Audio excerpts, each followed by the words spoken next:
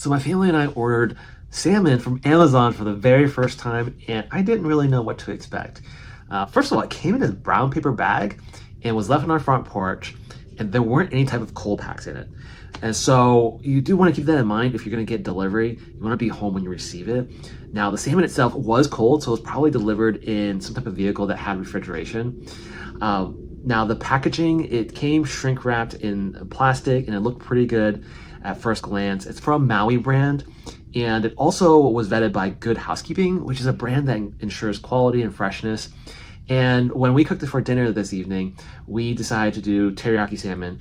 It turned out really well. It was super moist, very delicious, and I can't really say anything wrong with it. I was very skeptical at first, but this turned out really well. And if you're in a pinch to get salmon and you don't want to go to the grocery store, this might be an option for you.